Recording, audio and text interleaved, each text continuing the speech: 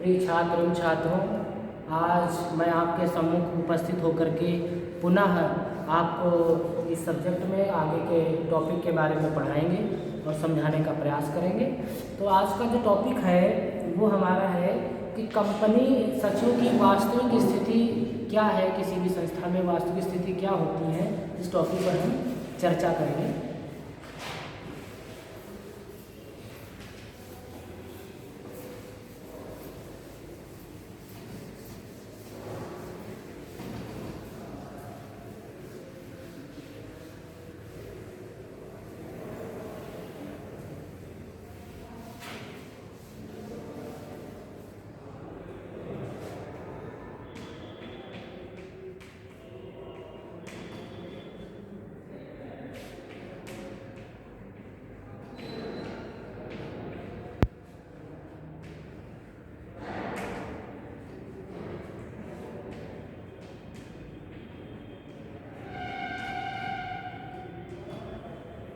ये हमारे सब्जेक्ट का नाम है central practice and office automation, जिसको हम SPOA के नाम से जानते हैं, है ना।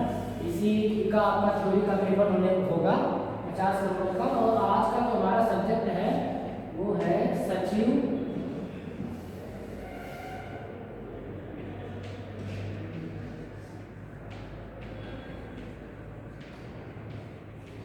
कंपनी सचिव की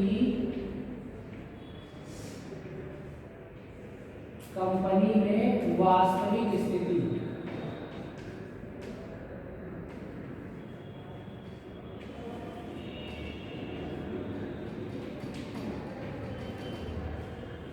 वास्तविक स्थिति क्या है, ये हमारा आज का टॉपिक है।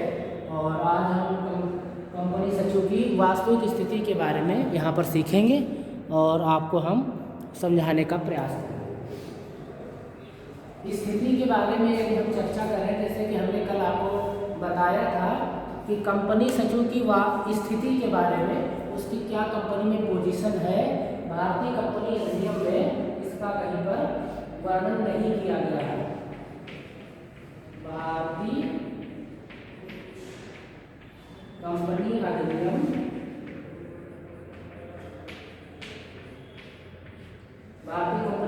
में कोई वर्णन नहीं किया गया है। तो भारतीय कंपनी अधिनियम आप जानते हैं, यह एक कंपनी का संविधान होता है जिसके आधार पर कंपनी चलती है।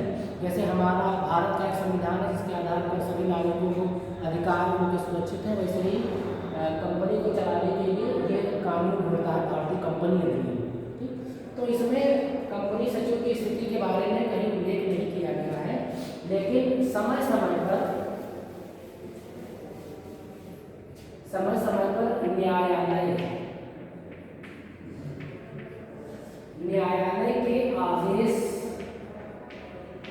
न्यायालय के आदेशों के आधार पर न्यायालय, जैसे कि किसी व्यक्ति के द्वारा कोई केस फाइल कर दिया गया, कंपनी सचिव के द्वारा केस फाइल कर दिया गया या किसी कंपनी के द्वारा केस फाइल किया गया, तो उनमें न्यायालय के द्वारा जो जजमेंट आया, जो आदेश आया, उस आदेश के आधार पर कंपनी सचिव की दो स्थितियां बताई गई हैं, है ना। दो स्थितियां स्पष्ट की गई हैं।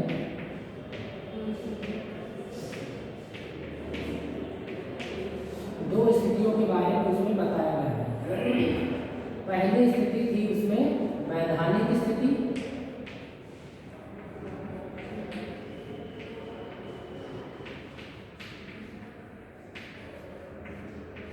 और दूसरी स्थिति है वास्तविक स्थिति।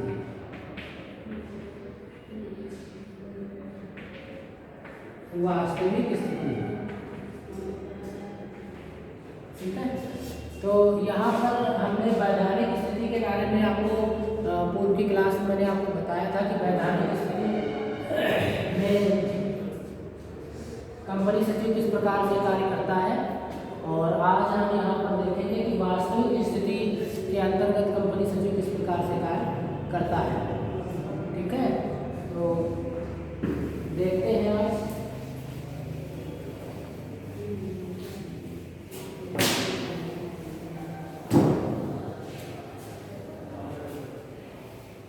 आपको बताया था वैधानिक स्थिति के अंतर्गत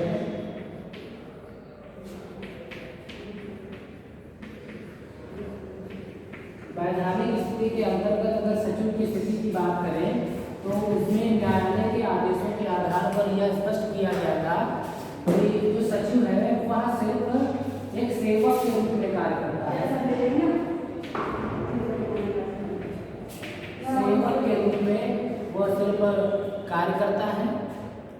ये वैधानिक स्थिति है। दूसरा था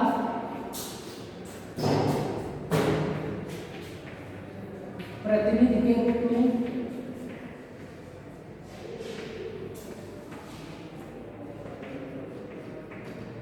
प्रतिनिधि के रूप में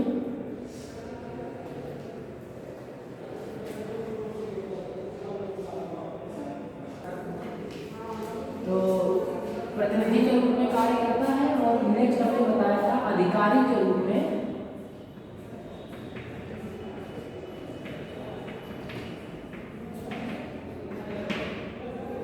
अधिकारी के रूप में कंपनी सचिव उसमें काम करता है। ये स्थिति थी वैधानिक स्थिति। और हमने यहाँ पर ये भी स्पष्ट किया था कि ये जो स्थिति का जो वर्णन है ये भारतीय कंपनी अधिनियम में नहीं दिया हुआ है, लेकिन जो जजमेंट आए हैं उन जजमेंट्स के आधार पर यह तय किया गया है कि इनकी स्थिति क्या होनी चाहिए। तो ये आज यहाँ हमने आपको पूरी क्लास में बताया था। और अब मैं आपको यहाँ पर स्पष्ट करूँगा कि वास्तविक स्थिति क्या होनी चाहिए एक कंपनी सचिव की किसी भी संस्था में वैधानिक वास्तविक स्थिति से आपका क्या अभिप्राय होना चाहिए। तो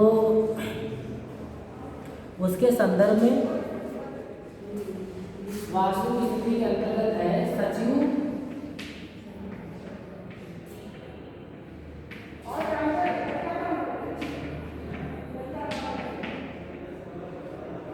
सचिव संचालकों का प्रवक्ता,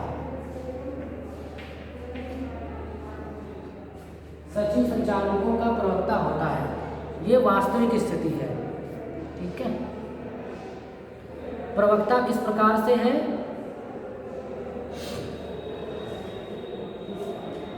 सचिव संचालकों का प्रवक्ता होता है।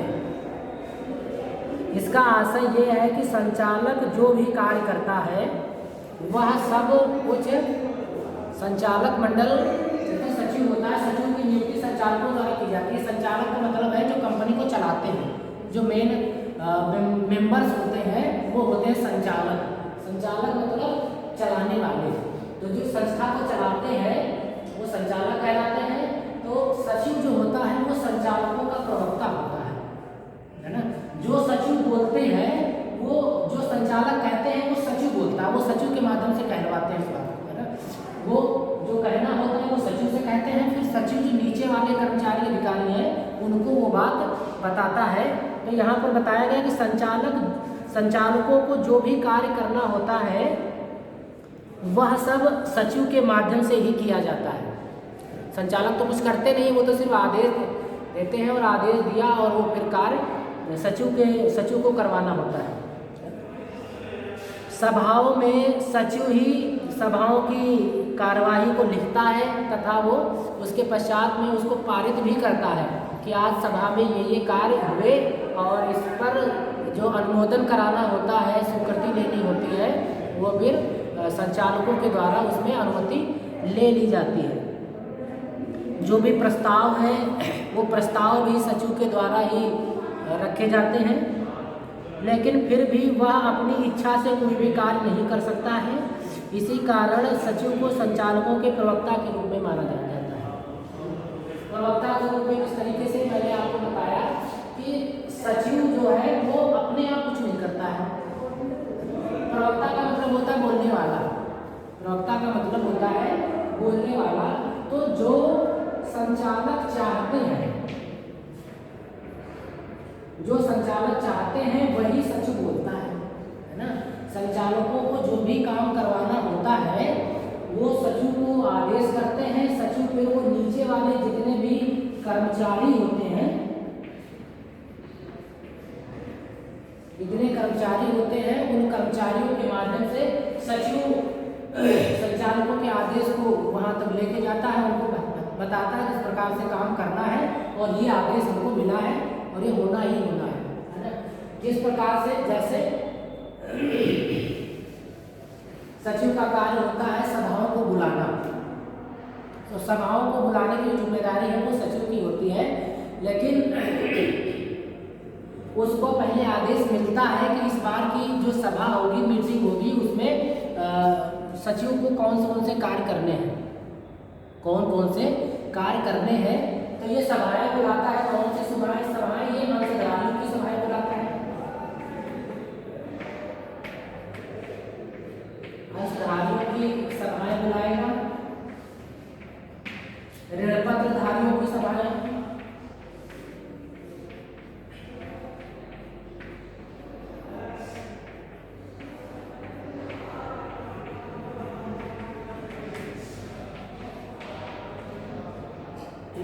ऋणपत्रधारियों की सभाएं बुलाता है। अन्य कर्मचारी जो है संस्था के संचालक, यहाँ तक कि संचालकों की भी जो मीटिंग्स होती है बोर्ड ऑफ डायरेक्टर्स की, उसकी भी जो कार्रवाई होती है वो भी सचिव के द्वारा ही की जाती है। अर्थात संचालकों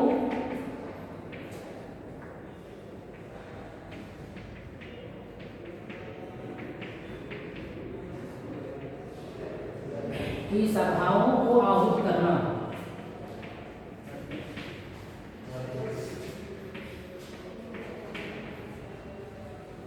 ठीक है।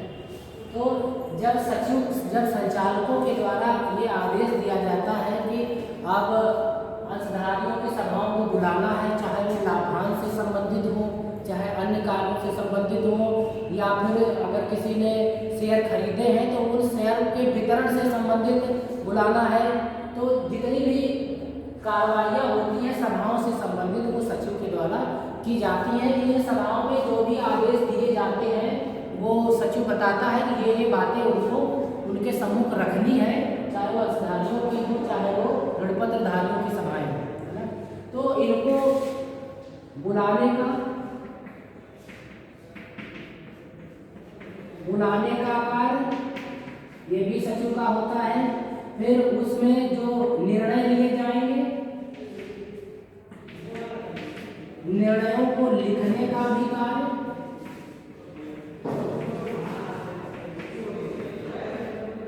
कि कौन से निर्णय लिए गए उनको लिखना भी होता है कि आज की सभा में कौन से आदेश पारित हुए, और उसके पश्चात में जो आदेश लिए जाते हैं सभाओं में वो अन्य कर्मचारियों पर लागू करवाने का भी जो जिम्मा होता है वो सचिव का होता है। तो आपने देखा कि सचिव कुछ अपने आप नहीं करता है, सचिव को जो आदेश मिलते हैं संचालकों के माध्यम से वो सिर्फ उनका पालन करता है, ठीक है, उनको समय से करवाने का जो जिम्मा होता है वो सचिव का होता है।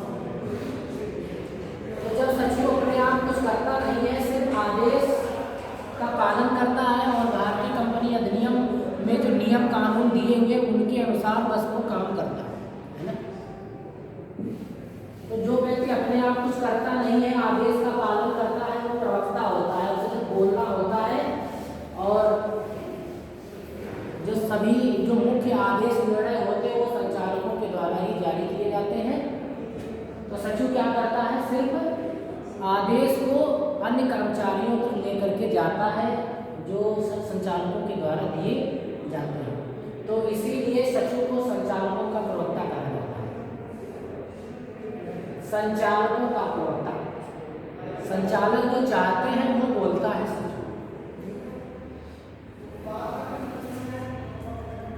उसके पश्चात सचिव संचालकों का परामर्शदाता होता है।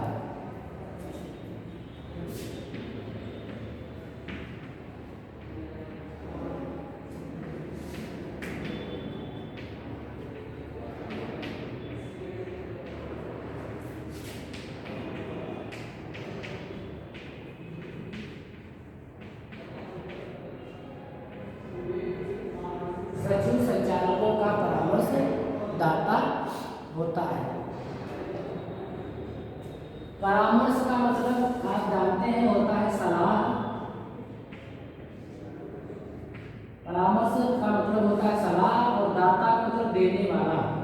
तो सलाह देने वाला।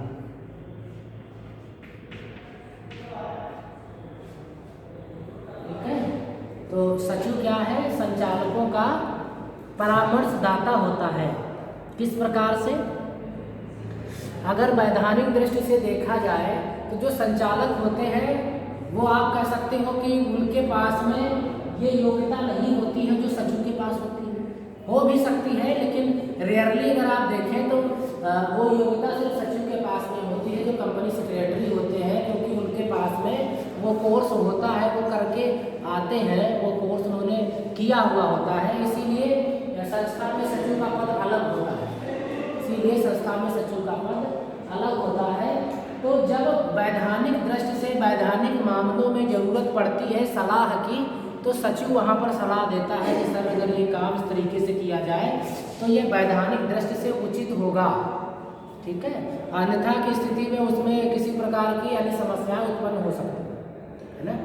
तो जहाँ पर वैधानिक दृष्टि का मामला होता है वहाँ पर सचिव संचालकों को परामर्श देता है और उसको बताता है कि यह कार्य किस तरीके से होना चाहिए।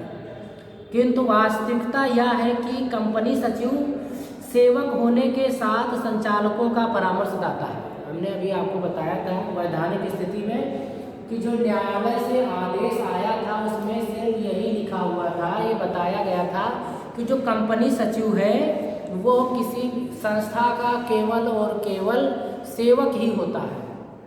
वो वहाँ पर अपने किसी कार्य के लिए दबाव नहीं बना सकता है जब तक उसको संचालकों के द्वारा अधिकार ना दिए गए, है ना। तो ये सेवक है, सेवक के साथ साथ क्या है, ये परामर्शदाता है। परामर्शदाता क्यों है? क्योंकि उसको वैधानिक मामलों की जानकारी होती है। वैधानिक मामलों का मतलब लीगल जानकारी होती है, नियम कानून से संबंधित उसकी जानकारी होती है क्योंकि उसने उसकी पढ़ाई की है। ठीक है, तो संचालकों की अपनी अन्य व्यवस्थाओं के कारण कंपनी के आंतरिक मामलों में गहनता से विचार करने का अवसर नहीं मिलता। संचालकों के पास अन्य काम भी होते हैं जिसकी वजह से जो आंतरिक मामले होते हैं कंपनी में जो चल रहे हैं समय नहीं मिलता। अगर किसी के पास कई सारे काम हैं तो वो सभी को प्रॉपर समय नहीं दे पाता है। तो वहाँ पर एक व्यक्ति है सचिव जो सब चीज़ की देखरेख करता है, देखता है कि कौन सा काम किस तरीके से चल रहा है कि नहीं हो रहा है। तो ये क्या करता है, जब बोर्ड ऑफ डायरेक्टर्स की मीटिंग होती है उनके द्वारा जब बुलाया जाता है तो ये बताता है कि सर ये काम इसलिए नहीं हो पाया, ये इसमें ये होना चाहिए, राय देता है, सलाह देता है ना। क्यों देता है? क्योंकि संचालक जो है उनके पास में अन्य बहुत सारे काम होते हैं जिसकी वजह से वो जो संस्था के आंतरिक मामले होते हैं उनके लिए उनके पास पर्याप्त समय नहीं होता है। अतः सचिव ही कंपनी के सुसंचालन हेतु संचालकों का बहुमूल्य परामर्श देता रहता है। इसके अतिरिक्त सचिव विभिन्न कानूनों एवं वैधानिक औपचारिकताओं का ज्ञाता होने के कारण भी संचालकों को विभिन्न मामलों में परामर्श देता है। तो परामर्श का मामला आप समझ गए होंगे कि परामर्श का मतलब क्या है ना। कि जो संचालक है, यहाँ पर देखो पहला जो मैंने बताया तो वो था सचिव संचालकों का प्रवक्ता, है ना। मतलब ये जो काम करता है अपने आप कुछ नहीं करता है, ये संचालकों के लिए काम करता है। हमने जब सचिव के बारे में आपको बताया था उसमें यही कहा था कि सचिव जो है वो हमेशा संचालकों के लिए काम करता है, या आप कह सकते हो संचालकों के अधीन होता है ना। तो यहाँ पर भी वही बात है, ये सब संचालकों के लिए ही कर रहा है। सचिव संचालकों का प्रवक्ता होता है, सचिव संचालकों का परामर्शदाता होता है। परामर्शदाता क्यों है? क्योंकि इसको वैधानिक मामलों की जानकारी होती है।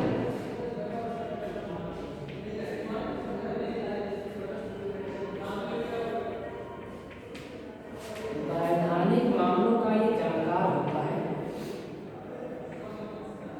वैधानिक मामले कौन से होते हैं? वैधानिक क्योंकि जैसे मान लो संस्था का निर्माण है तो उसमें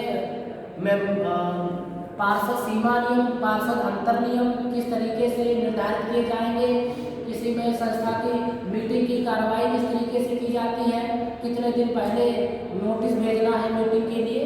तो ये जो लीगल कार्रवाई होती है वो इसका जानकार होता है। तो जहाँ पर भी संचालकों को लगता है कि हमको एक राय की ज़रूरत है, हमें तो इसके बारे में जानकारी है नहीं, तो वहाँ पर वो संचालकों वो सचिव से उसके बारे में पूछता है, तो सचिव उसको एक लीगल परामर्श देता है कि सर इस काम को अगर इस तरीके से किया जाए तो ज़्यादा उचित रहेगा, है ना। परामर्श का मतलब सलाह देना। तो जितने भी मामले हैं क्योंकि तो संस्था में सचिव हर कार्य पर नज़र रखनी बना करके रखता है। हमने कल परिस्थिति के बारे में भी स्पष्ट किया था कि सबसे पहले अगर देखा जाए तो संचालक होते हैं। संचालक सबसे नंबर 1 पर होते हैं कंपनी में, क्योंकि वही पूरी कंपनी के कर्ता धर्ता होते हैं, ठीक है। उसके पश्चात होते हैं महाप्रबंधक,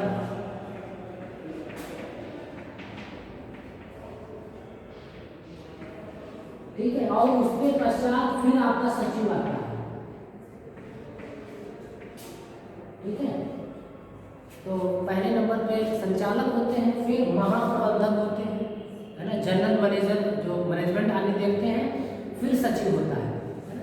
तो ये सचिव की वास्तविक पोजीशन होती है। तो इनकी तो पोजीशन नंबर 1 पे है, तो कोई भी व्यक्ति जब नंबर 1 होता है तो उसके अंडर में ही सभी काम करता है ना। तो ये एक परामर्शदाता के रूप में काम करता है संचालकों के, ठीक है।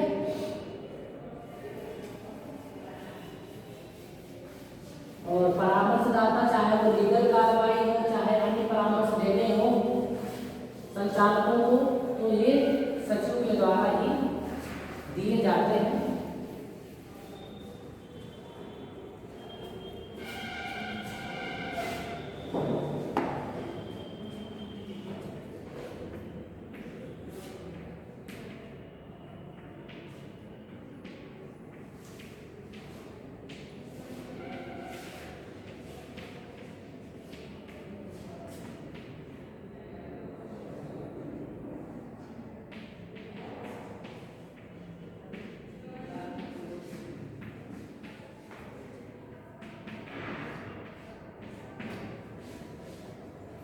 सचिव कंपनी का संपर्क अधिकारी होता है ना। ये वास्तविक स्थिति है। पहला हमने बताया कि ये प्रवक्ता के रूप में कार्य करता है, फिर ये परामर्शदाता के रूप में कार्य करता है, और अब ये संपर्क अधिकारी के रूप में भी कार्य करता है। ये इसकी वास्तविक स्थिति है। इसमें यह स्पष्ट है कि सचिव कंपनी का संपर्क अधिकारी भी होता है। वह संचालक कर्मचारियों एवं कंपनी के मध्य एक मध्यस्थता का कार्य करता है, बीच में एक कड़ी का काम करता है। किसके किसके? संचालक, कर्मचारी और कंपनी के बीच में एक मध्यस्थता का काम करता है। एक संपर्क के मतलब अगर कर्मचारी है तो वो डायरेक्ट जाकर के संचालक मंडल से नहीं मिलता है ना। और संचालक और जो संचालक होता है वो भी डायरेक्ट जाकर के कर्मचारियों से बात नहीं करता है। वो बीच में क्या करता है, सचिव को अपनी बात बताता है कि ये काम होना चाहिए, है ना। और जो वो कर्मचारी हैं वो भी सचिव से ही जा कर के अपनी बात रखते हैं, तब फिर वो सचिव संचालकों तक अपनी बात को ले जा कर के उनकी बात को वहाँ तक पहुँचाते हैं। सचिव संचालकों के निर्णयों को कर्मचारी तक पहुँचाता है तथा कर्मचारियों की प्रतिक्रिया को संचालकों तक पहुँचाता है। इस प्रकार सचिव कंपनी में संपर्क अधिकारी की भूमिका को भी निभाता है। संपर्क अधिकारी से अगर आप समझ रहे हो, संपर्क का मतलब होता है कि जो आता है तो वो पहले किसको मिलता है ना, किसको मिलेगा। डायरेक्ट कोई व्यक्ति जा करके किसी अधिकारी से नहीं मिलता है, उसके लिए पहले बीच में एक मीडिएटर होता है ना।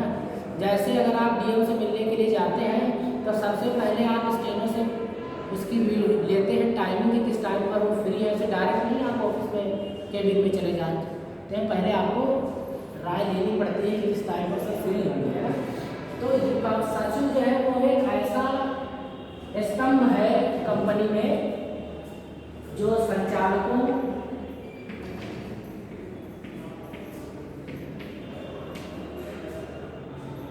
और कर्मचारियों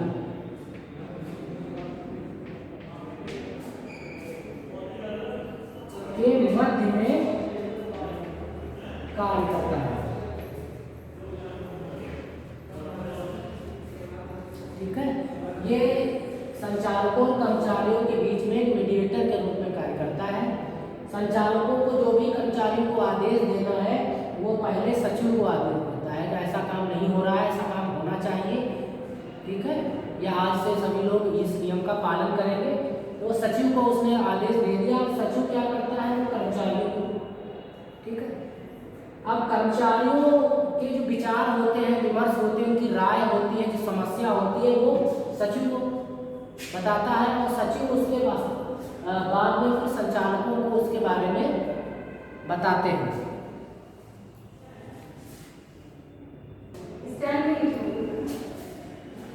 तो आपने देखा कि संपर्क अधिकारी का मतलब है कि कौन किससे संपर्क करता है। यहाँ पर तो संचालक सचिव से संपर्क करते हैं, सचिव जो कर्मचारी हैं वो सचिव संपर्क करते हैं, और ये दोनों के बीच में मीडिएटर के रूप में, मध्यस्थता के रूप में काम करता है, और दोनों की बातों को एक दूसरे के पास में रखने का कार्य किया जाता है, ठीक है।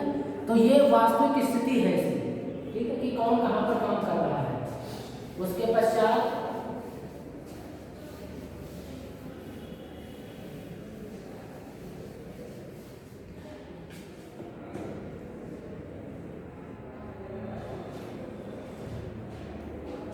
सचिव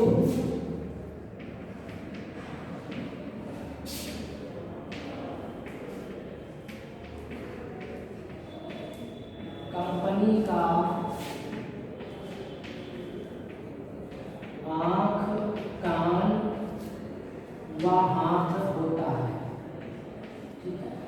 आँख, कान व हाथ किस प्रकार से होता है, इसको थोड़ा सा यहाँ पर हम समझने का प्रयास करते हैं।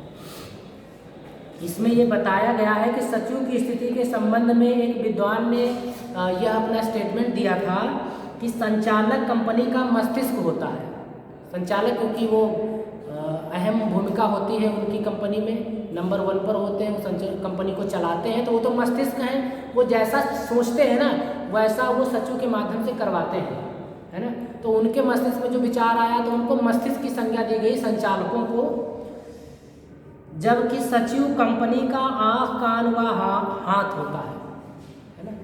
इसको तो आँख, कान और हाथ की संज्ञा दी गई है। किस प्रकार से, जैसे इसमें बताया गया, इस कथन से संचालकों को कंपनी का मस्तिष्क तथा सचिव को उसके आँख, कान व हाथ के रूप में व्यक्त किया गया है। संचालक कंपनी के सुशासन हेतु नीतियां बनाते हैं। संचालक नीतियां बनाते हैं, कोई पॉलिसी बनाते हैं, नियम बनाते हैं कि कंपनी में किस तरीके से कोई काम करेगा या किस तरीके से काम होना चाहिए, ये पॉलिसीज होती हैं, ये बनाते हैं संचालक, क्योंकि वो कंपनी के मुख्य पर्सन होते हैं। उसके पश्चात इसलिए इन्हें कंपनी के सचिव के मस्तिष्क की संज्ञा दी गई है। संचालकों द्वारा निर्धारित नीतियों को सचिव चलाता है, जो नीतियां बनाता है संचालक, उसको सचिव जो है वो आगे परस्यू करता है, उसका पालन करवाता है सचिव।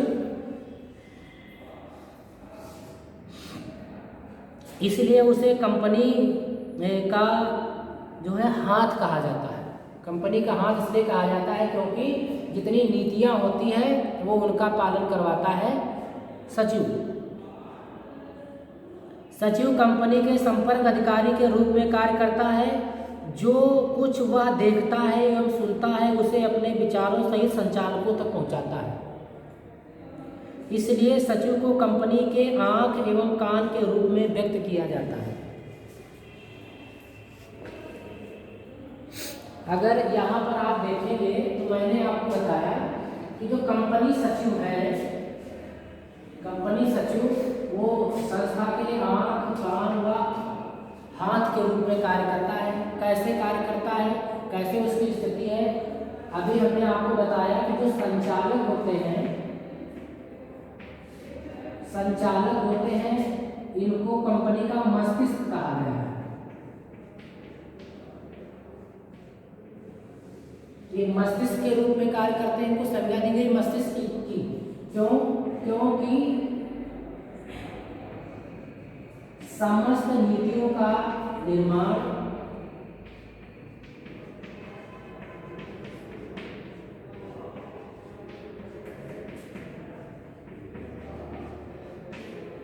समस्त नीतियों का निर्माण जो है वो संचालकों के द्वारा किया जाता है। नीतियाँ तो ऐसे बनती नहीं है, नीतियों के लिए विचार विमर्श मस्तिष्क का इस्तेमाल करना पड़ता है। तो संज्ञा दी गई संचालकों को मस्तिष्क, क्योंकि शरीर में अगर आप देखें तो सबसे जो मूल्यवान होता है, वैसे हर अंग मूल्यवान है, लेकिन पूरे शरीर की जो कंट्रोलिंग होती है वो मस्तिष्क से होती है ना। मस्तिष्क सबसे ऊपर होता है, का पद भी सबसे ऊपर होता है। तो वहाँ संज्ञा दी गई मस्तिष्क की, और संचालकों के द्वारा समस्त नीतियों का निर्माण किया जाता है ना। लेकिन जो सचिव होता है, सचिव क्या करता है, संचालकों के द्वारा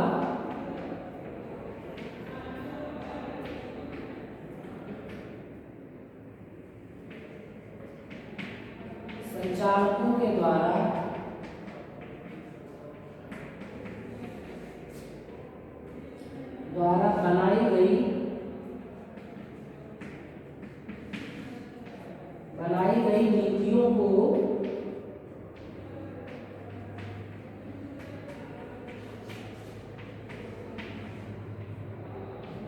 कर्मचारियों से पालन करवाता है।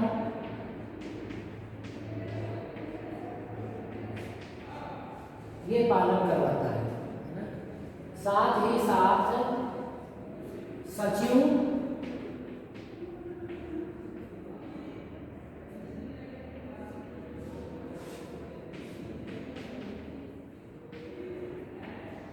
जो कुछ भी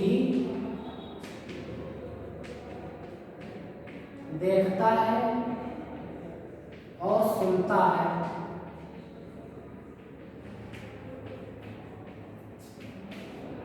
उसको संचालकों के सम्मुख रखता है।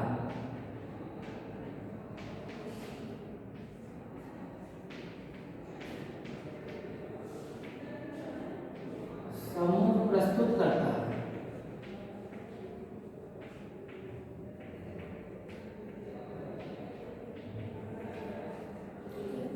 ये क्या करता है, नीतियां जो बनाई जाती हैं संचालकों के द्वारा उसको पालन करवाता है। तो पालन करवाने की वजह से इसको संज्ञा हाथ की दी जाती है, भाई आपको ये करना है ना। कंपनी में क्या चल रहा है, क्या होना है, वो जो अपनी आंखों से देखता है, क्योंकि ये हमेशा विद्यमान रहता है, हर कर्मचारी इसके अंदर में कार्य करता है, हर डिपार्टमेंट के अंदर में होता है। तो ये जो कुछ भी देखता है, देखने की वजह से इसको आँख की संज्ञा देनी है।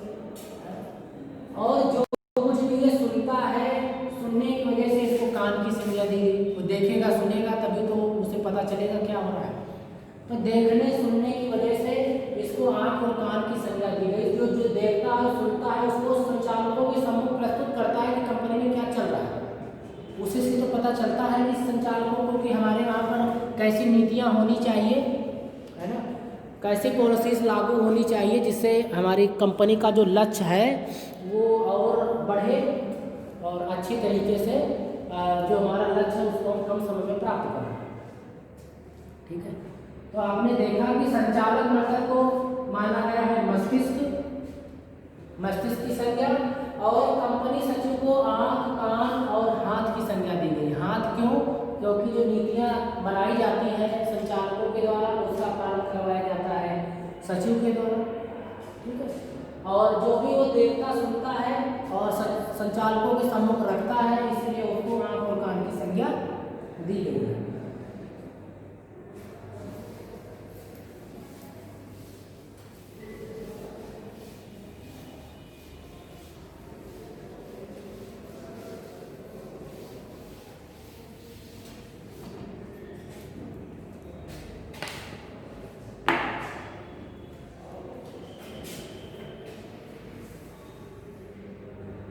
तो आज आपने इस क्लास में देखा कि जो वास्तविक स्थिति के अंतर्गत कौन कौन से टॉपिक हमने आपको बताए, जैसे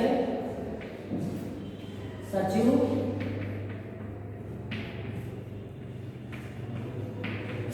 संचालकों का प्रवक्ता। सचिव संचालकों का प्रवक्ता होता है, इसके रूप में इसकी वास्तविक स्थिति ये है। ठीक है, ये वास्तविक स्थिति है जो संस्था में ये करता है। दूसरा है सचिव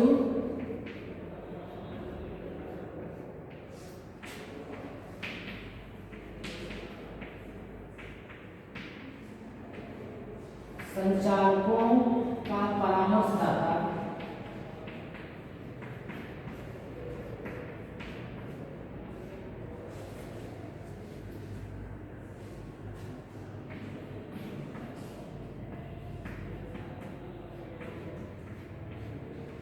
सचिव कंपनी का संपर्क अधिकारी।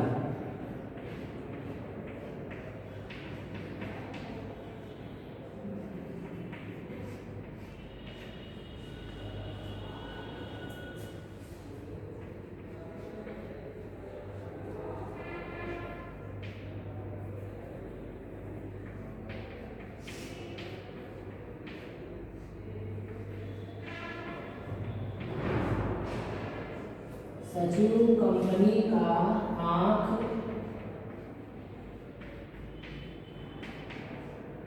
कान व हाथ।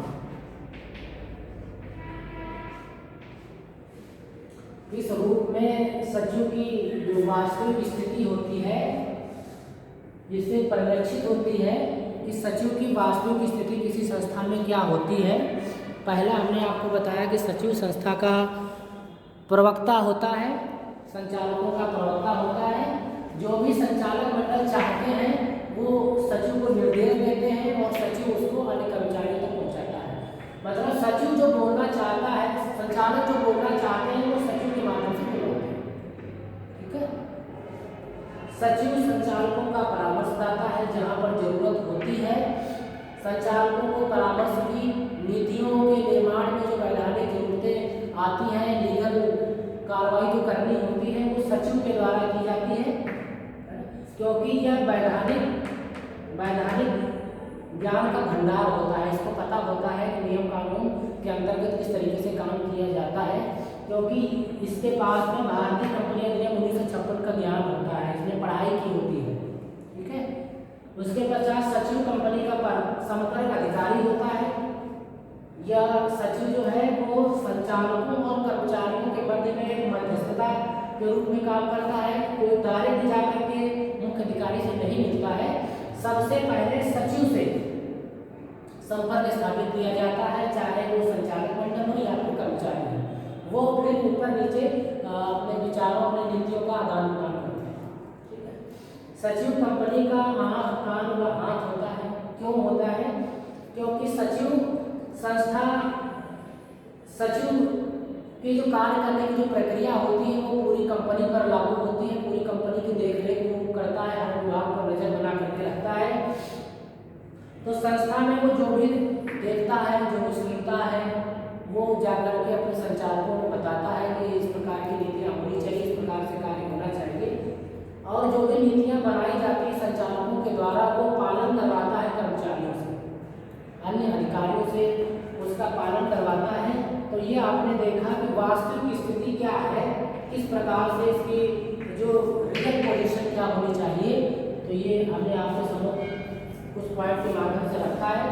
और वैधानिक स्थिति के अंतर्गत हमने आपको बताया था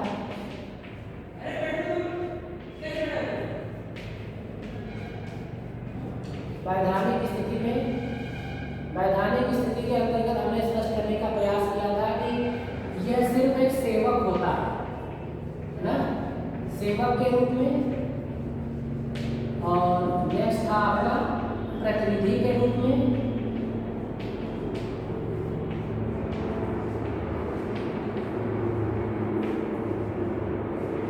और थर्ड था आपका अधिकारी के रूप में।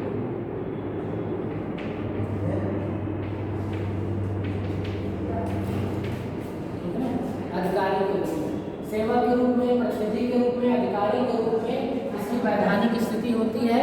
और वास्तविक स्थिति की अगर बात करें तो वास्तविक स्थिति के अंतर्गत ये सचिव संचालकों का प्रवक्ता, सचिव संचालकों का परामर्शदाता, सचिव संचालकों का संपर्क अधिकारी, सचिव कंपनी का आँख, कान का हाथ होता है। ठीक है। तो इस प्रकार से आज आपने ये वैधानिक स्थिति और वास्तविक स्थिति से आप अवगत हैं और आपने समझने का प्रयास किया होगा। कि वास्तव में कंपनी की पोजीशन क्या होती है। तो पोजीशन के बारे में मैंने बताया कि दो स्थितियाँ होती हैं, वैधानिक स्थिति, वास्तविक स्थिति। वैधानिक स्थिति के अंतर्गत सेवक के रूप में, प्रतिनिधि के रूप में और अधिकारी के रूप में कार्य करता है। और वास्तविक स्थिति के रूप में सचिव संचालकों का प्रवक्ता, सचिव संचालकों का परामर्शदाता, सचिव कंपनी का संपर्क अधिकारी और सचिव कंपनी का आम कान में हाथ होता है। ठीक है, तो ये आपने आज ये समझने का प्रयास किया और आशा करते हैं कि आपको समझ में भी आ गया होगा कि किस प्रकार से कंपनी सचिव कंपनी में काम करता है।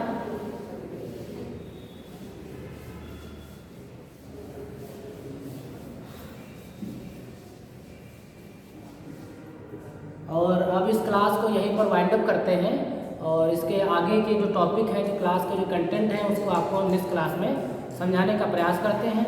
तब तक आप लोग अपना ध्यान रखें, अपना ख्याल रखें और पढ़ने का अच्छे से अच्छे जैसे पढ़ने का अपना प्रयास करें। तब तक के लिए टेक केयर।